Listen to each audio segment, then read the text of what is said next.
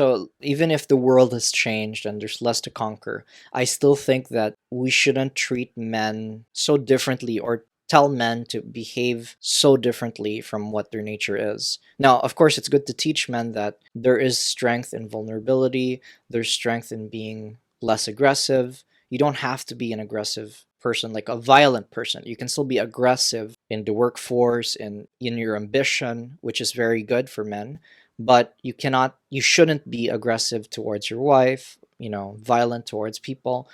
I think that's a good thing. Those are the good things that are changing. The thing is, now today, like again, talking about Jordan B. Peterson, he says that there's a problem in society that men are actually being taught to not be a certain way, and it's making men weaker. And it's like society today is telling men that they are bad. Okay, let's just face it. Like there's a lot of news media that they kind of just say, oh, you are a man, you are sexist by nature because you are in a better position than women are in. And even if you don't feel like you are, this is what the media is trying to tell you, this is what government's trying to tell you. So what happens? Men become less inspired. They don't want to do more, they don't want to be productive anymore. And why would they want to take on a position of power when this is the problem with the world? The world is full of misogyny. Women don't have the equal rights that they supposedly have. Okay, women don't have the good paying jobs that this is what they're saying, right? And the more they complain about these things, the more they say that you are a part of the problem because you are an ambitious young male striving to be big in this world, the less ambitious young men are going to come out of society. So you're actually suppressing men because of this big feminist movement. And I'm not saying I'm anti-feminist. I'm totally for feminism. I just don't think that by pushing feminism, we shouldn't be pushing men down. There is Mm. such a thing as misandry, which is women are better than men, which is not good. And it's the same exact thing as misogyny, which is men are better than women. So I think the best way to approach this, at least for me, is you need to help inspire men that it's okay to be ambitious. It's okay to be wanting to succeed in life because and we shouldn't look down on men who are big, who have succeeded. Because this is what's happening. They're looking down on these successful men. They're slamming them for being successful, for being a part of the problem. This is a world run by men, and it's not good. It's not right. There are many women in power. It's just that women are not, like I said, they're not like inclined to going into those positions in the first place because it's really not in their nature. Yeah, I partly agree with what you said. It's just like maybe like guys don't feel it as much. Like I get what you're saying, that even if like, like given everything equal, you don't think that like women would go for the same. The thing is like, for example, Congress, politics, whatever. It's dominantly male.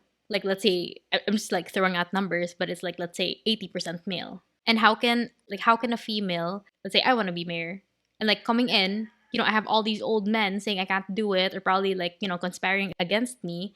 And, how can you succeed when everyone's kind of in a way like against you? Like even the system is probably against you. Like people don't want to ally with you because you're a girl. So there are systems in place, they do keep women down, and men don't want to like change it because otherwise, why would they want to change something that benefits them? So for example, if like the institutions and companies and whatever is like run by men, benefits men and stuff, then why would they want to include women? Why would they want to challenge the status quo or something? I find it annoying also because like I get what you're saying, that we shouldn't like discourage men from being ambitious, but at the same time it's like a lot of the problems that like the world is facing, a lot of like political problems or whatever, like all the violence and everything, like let's say drugs. I mean, you can't say that women start like, I mean, like this is just really generalizing, but women didn't start it. The drug lords aren't the women. You know what I mean? Like, Of course, for yeah. example, No, like I got you. let's say war, it's not a women thing, and like I don't know, like human trafficking, it's not a women thing. Like we didn't start Of that. Like course, men of did. So it's course. like I get what you're saying. It's just that as a girl, I find it really annoying that like a lot of the problems that we're facing is really like Like the problem is men. Of course. I'm not saying all men, huh? It's just men generally, like they can't control their urges, and so they rape, and then they get minors. I don't know, they hire prostitutes and all these things, and then that's what like portrayed also in the media. But I'm sure that that's not like far from reality. You know, I'm sure it's not girls ordering other girls. It's always like for the powerful men. I just find it annoying that it's like all these drug parties, all these, you know, all the wars, all the beat ups, all those, like it's men. Of course. No, I completely agree. The thing is, those are extreme cases because those are also, we're also talking about evil people. Yeah. And evil people primarily are men because usually, like I was saying, people in power are usually men. And because that their disposition to that. But if, let's say, it was a world run by women, I mean, I'm not trying to offend people here, but I wouldn't say it will be that far off either. Because again, people in power tend to be a little evil.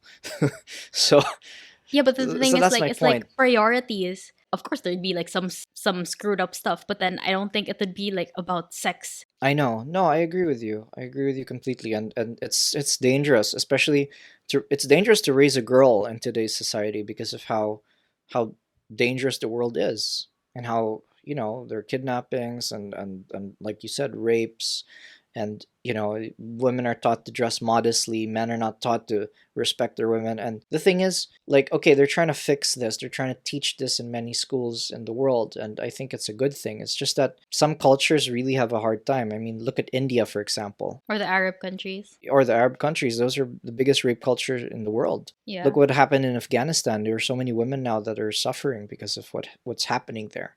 The Taliban, I think they just made a new law where women are no longer allowed to study in the same school as men. So it's like, this is the problem with what you said, like with men in power, and especially evil men in power. When they have evil ideology and stuff, then they enforce that on Yeah, and people. not even just politics and stuff, like even religion. You know, it's always like Exactly. girls Yeah. have to be submissive to men. Men are superior to women.